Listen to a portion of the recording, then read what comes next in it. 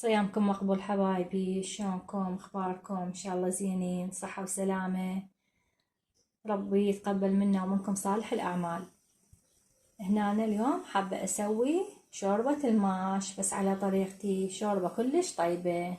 من يحب شوربة الماش نغير شوية من شوربة العدس لشوربة الماش.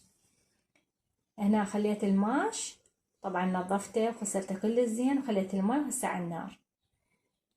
بس يبدي شوية يستوي راح أضيف له بقايا الحبشكلات مالت الشوربة، وإن شاء الله تعجبكم شوربتنا حبايبي. وهنا بدينا نحضر المكونات ونسوي أطيب شيلان أو أطيب شوربة ماش، هاي الحلوة الطيبة وكلها طازجة. عندنا هنا مثل ما تشوفون البصل، عندنا هنا الحمص، هذا المعلبات، عندنا هنا باقلة فلستها بهالشكل هذا، عندنا هنا سلق وثرمت وياه الشبنت، قليل من الشبنت يسوي لنا نكهة لها كلش طيبة. طبعا هنا عندنا تمن او الرز، نقعته، هذا الرز شوفوا انقعه، وحضرت المواد كلها هاي. وهنا عندنا بدت تفور، عندنا الماش يفور، عندنا باعوا بدا يفور عندنا الماش. راح اشيل هاي الرغوة كلها، هاي اشيلها واضيف المواد. هسه هنا حبايبي بعد ما شلت الرغوة هاي كلها رفعتها بالشكل هذا، شوفوا هذا كله شلته اني، ومن جديد هم رجع عندنا بس حاولت اشيله كله زين عينك. راح اضيف الرز او التمن. بسم الله، اللهم صل على محمد وآل محمد. طبعا هذا ثواب سيدتي مولاتي أم المؤمنين خديجة عليها السلام.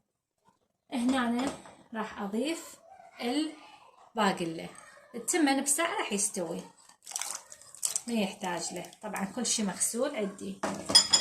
راح أحركهم هالشكل هذا، خليهم يستوون كل الزين ونرجع وياكم. طبعا هنا مثل ما تشوفون ما شاء الله، اللهم صل على محمد وآل محمد. طبعا ما ننسى قراءة سورة الفاتحة، نقراها ونهدي ثوابها لأهل البيت وسيدتنا خديجة أم المؤمنين عليها السلام.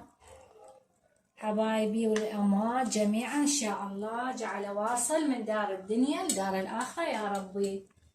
مثل ما تشوفون اللهم صلي، شوفوا شلون كثر عندنا، ومثل احنا نقول طشت المواد وكثرت، والصلاة على محمد وآل محمد.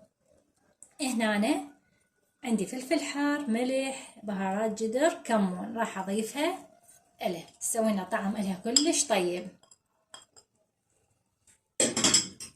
وراح أضيف اللبلبي الجاهز هذا، راح أضيفه ونخلطها كل زين.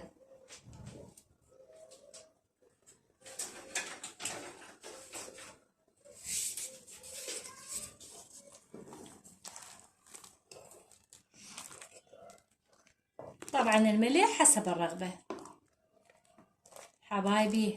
هم مثل حسيت رمضان مشى بساع، والله ما حسينا بيه، ما أعرف لأن الجو بارد، ما أعرف. إن شاء الله رمضان خير عود علينا وعليكم إن شاء الله، لا فاقد ولا مفقود. إن شاء الله سنة الجاية إحنا وياكم وأنتوا ويانا، وصحة وسلامة، وربي يتقبل منا ومنكم صالح الأعمال. هسه هنا خلطناها كل زين، حتى المواد كلها تتداخل ويا يعني البهارات.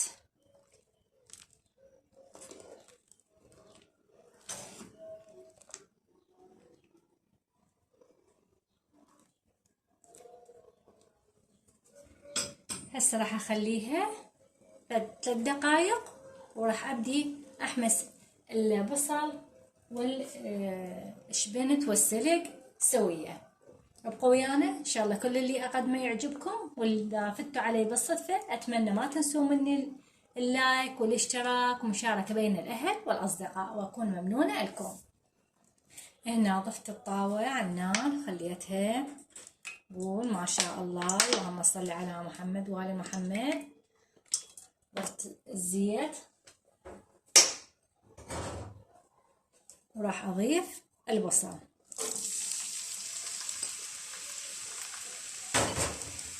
يحمس عندنا طبعا البصل كل الزين ويذبل لونه ويتغير.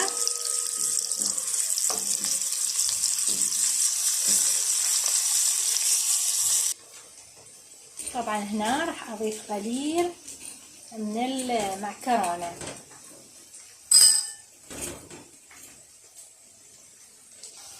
هاي هنا عندنا معكرونة وعندي الاسباجيتي راح اضيفهم الشوربة مالتنا او شيلان مالتنا.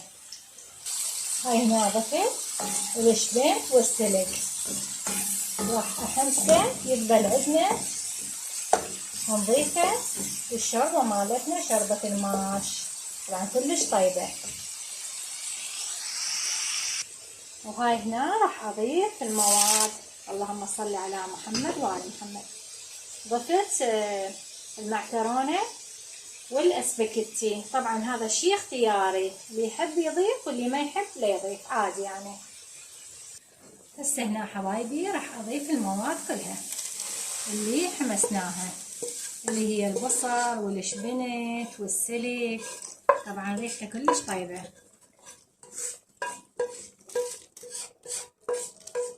اللهم صل على محمد وعلى محمد، ما شاء الله تبارك الرحمن.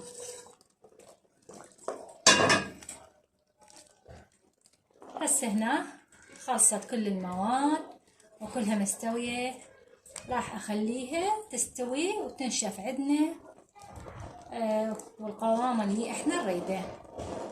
خليها على النار على كيف تستوي.